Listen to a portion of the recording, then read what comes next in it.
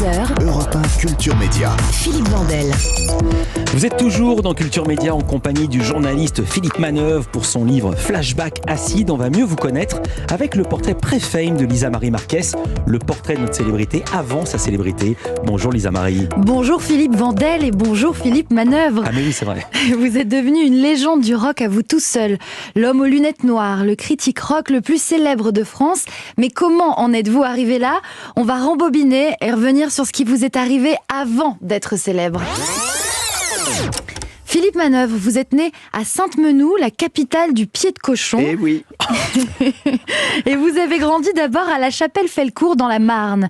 Votre père est instituteur, il apprend à lire et à écrire aux enfants du village et votre maison se situe au bout de la cour de récréation de l'école.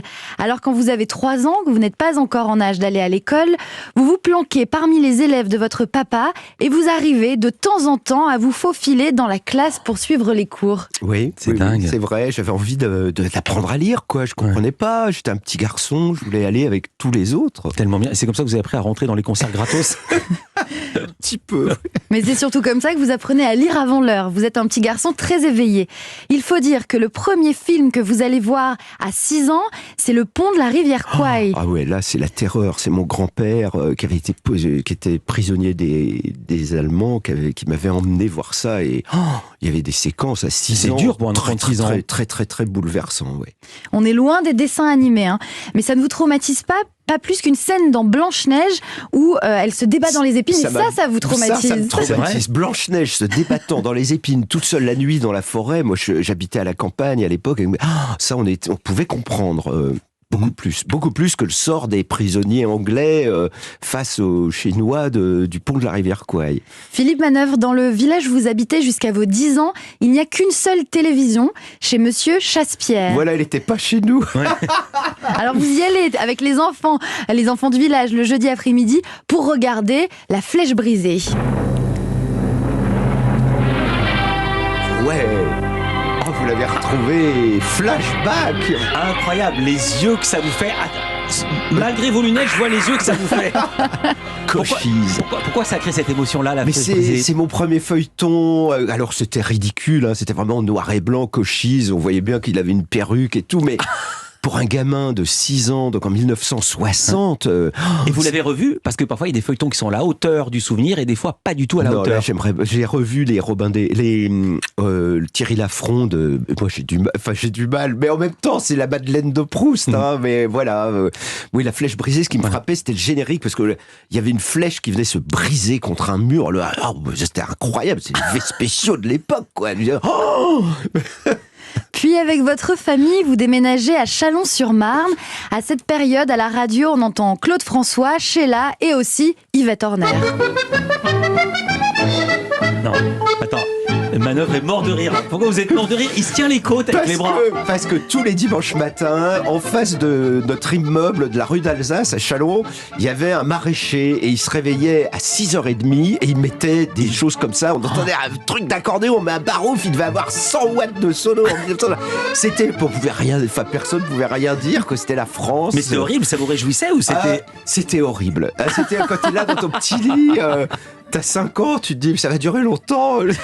L'accordéon à fond, hein. Mais un jour, un autre instrument entre dans votre vie. Vous êtes dans la cuisine familiale et sur le transistor, vous entendez pour la première fois Johnny Hallyday. Sur Europe 1. Sur Europe 1 en plus, et ben oui, c'est bien de le préciser. Et la chanson, c'est Les guitares jouent. Les guitares jouent sur un surf infernal. Oui, Encore plus fort. Ah ouais. Et mon cœur a moins mal. Oui. Alors là, franchement, je sais que mon destin est tracé. Quand j'entends ça, je me dis waouh. Mais c'est trop génial, ce gars qui fait jouer les guitares plus fort. Et je racontais souvent cette anecdote à Johnny. Il me disait oh mais non, mais c'était nul ce morceau, c'était trop pop. Bah oui, la guitare, ça vous change de l'accordéon. Ah oui. Quelques années plus tard, vous assistez à votre tout premier concert, celui de Michel Polnareff à la Maison de la Culture à Reims. Maison de la Culture, André Malraux à Reims. Il joue du piano et vous entendez les instruments électriques en live pour la première fois.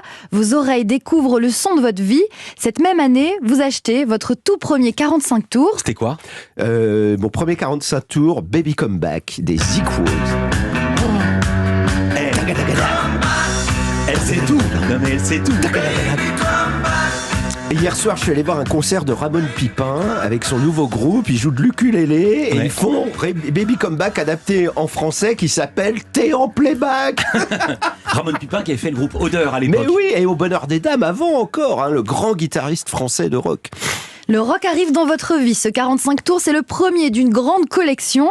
Vous vous initiez aussi à la musique vous-même avec du solfège et vous jouez de la flûte traversière. Ouais, alors ça, c'est pas la joie. C'est vraiment. Je dis à mes parents, je veux faire de la musique. Moi, je me voyais déjà avec une guitare. Hop, la flûte traversière. Et donc, je me retrouve avec un professeur venu de l'harmonie municipale, un militaire.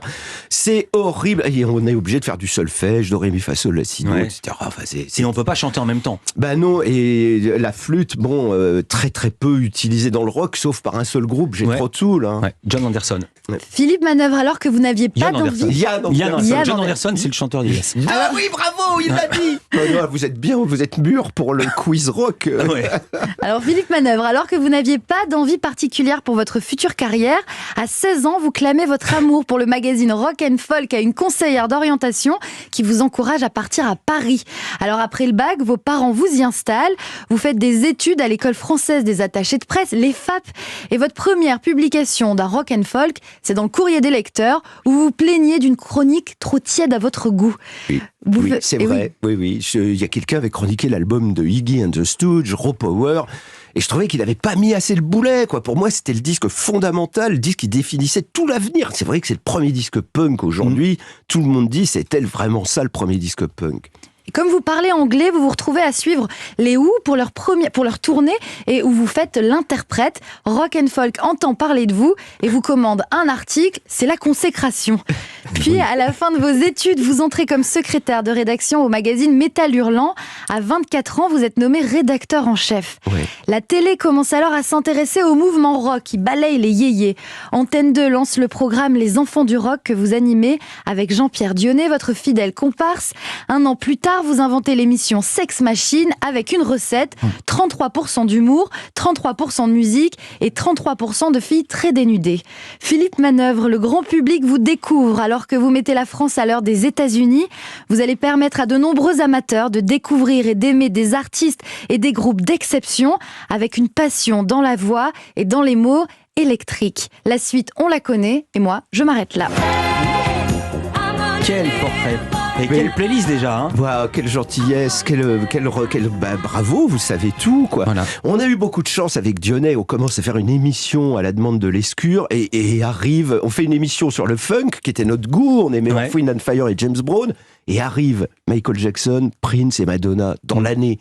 Waouh, alors là, l'émission partait vers des hauteurs stratosphériques. Hein. Et ce que j'adore aussi chez Manœuvre, c'est l'accent James Brown. Merci beaucoup, Lisa Marie Marquez.